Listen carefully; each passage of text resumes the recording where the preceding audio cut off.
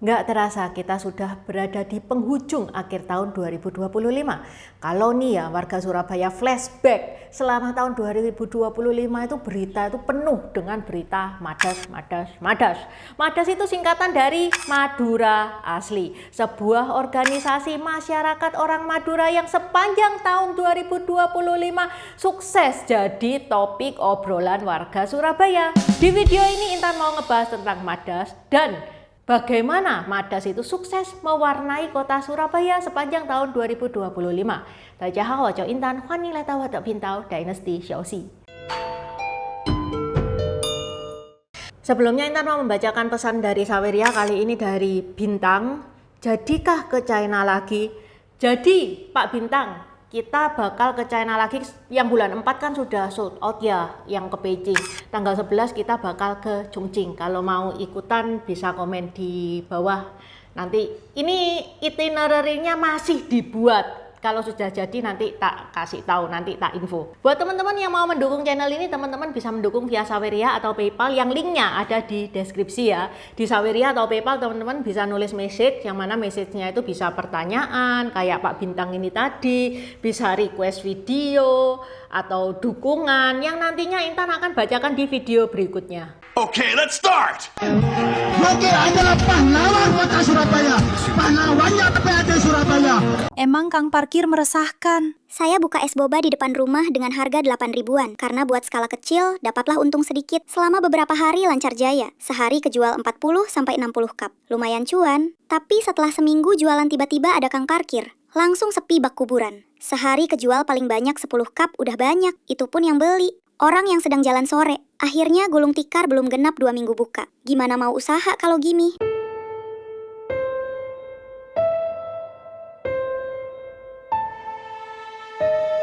Sebelum memulai videonya, disclaimer dulu ya, video ini tidak menyudutkan salah satu suku tertentu, gak ada maksud seperti itu. Semua yang Intan omongkan di sini itu ada sumbernya dari berbagai media massa. Bahkan hampir nggak ada opini Intan pribadi.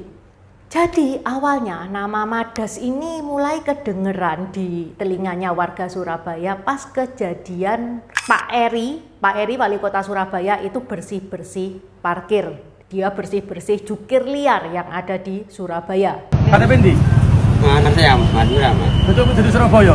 Nah, awakmu itu Surabaya. Ikut kok. Iki perkara kaya ngene Surabaya jenenge rusak. Oke, siap Pak, siap. Aku noto jenenge Surabaya susah. Aku salah Pak, ya. Ente moro-moro teko rusak jenenge Surabaya. Ya, siap Pak. Ini terjadi di pertengahan tahun 2025. Tujuannya ya jelas ya biar parkir itu lebih tertib, lebih rapi, lebih terkoordinasi dan mengurangi pungli. Tapi masalahnya di video itu ada Pak Eri yang waktu itu negur juru parkir, yang mana pas itu juru parkirnya adalah warga Madura. Pak Eri itu bilang, kamu jangan bikin rusuh atau bikin kotor kota Surabaya. Nah, statement ini yang memantik emosi warga Madura. Itu yang pertama. Yang kedua, menurut Detik, kebijakan ini cukup kebikin sebagian masyarakat Madura yang berprofesi sebagai juru parkir di Surabaya itu merasa terdampak. Dari situlah muncullah warga Madura yang mengatasnamakan FSMI, Forum Solidaritas Madura Indonesia. Ini bukan Madas ya, ini beda sama Madas. Meskipun sama-sama organisasi masyarakat Madura, tapi beda jurusan.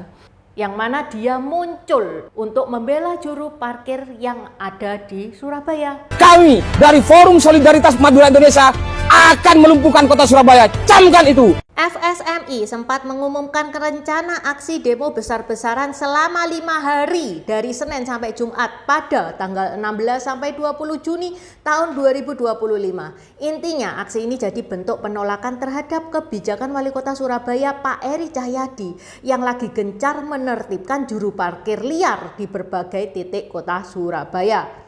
Tapi untung ya demonya enggak jadi, karena sebelum kejadian kedua belah pihak itu sempat bertemu dan sudah ada jalan tengah. Oke, case close. Sekarang kita masuk ke case yang kedua tentang Muhammad Rifai. Muhammad Rifai ini adalah tukang las yang berasal dari Lamongan. Yang mana Pak Rifai ini ditangkap karena dia diduga mencuri semangka. Tapi belakangan terungkap kalau Pak Rifai ini korban salah tangkap oleh oknum Polres Tuban. Menurut berbagai media, Pak Rifai ini dipaksa untuk mengakui bahwa dia adalah pencurinya yang dilakukan oleh aparat setempat. Orang Lamongan, kejadiannya di Tuban. Apa hubungannya sama Madas? Apa hubungannya dengan warga Surabaya? Ya sebenarnya nggak ada sangkut pautnya sih, tapi Madas Sedara itu tergerak untuk melakukan aksi solidaritas terhadap Muhammad Rifai. Dia itu mau menuntut kejelasan atas keadilan kasusnya Rifai ini, karena kasusnya ini merasa tidak ditangani dengan serius. Akhirnya Madas pun turun ke Mapolda Jawa Timur yang berada di Surabaya, karena Polres Tuban itu berada di bawah komando Polsek Jawa Timur yang pusatnya ada di Surabaya. Menurut liputan 7, ribuan massa dari Ormas Madas Sedara memadati halaman Polda Jawa Timur di Jalan Ahmad Yani. Kalau teman-teman nggak tahu ya, Jalan Ahmad Yani itu adalah jalanan yang besar yang menghubungkan Surabaya dan Sidoarjo, dan jalanan itu meskipun besar nih ya, tapi padat. Dan aksi Madas ini berlangsung mulai tanggal 5 sampai 12 Desember tahun 2025. Akibatnya apa? Lalu lintas terganggu, Surabaya macet di beberapa titik karena Jalan Ahmad Yani itu kan kayak jantung kota. Macetnya Jalan Ahmad Yani itu juga berimbas di macetnya di berbagai jalan yang ada hubungannya sama Ahmad Yani. Madas Sedara.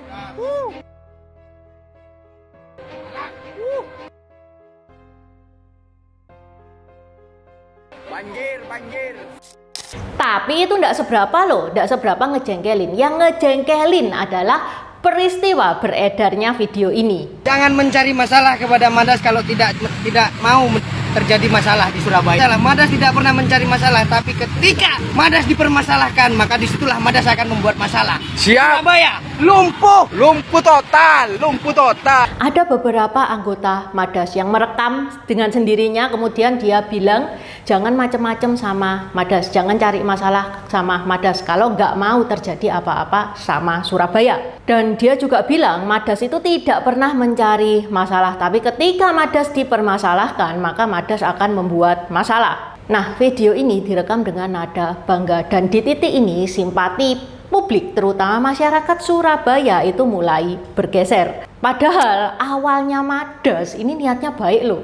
Mereka kan membantu orang yang terzolimi, tapi malah mendapatkan reaksi yang tidak baik, feedback yang tidak baik dari masyarakat Surabaya yang terdampak dengan aksi mereka. Itu masih belum seberapa. Sekarang kita masuk ke case yang ketiga.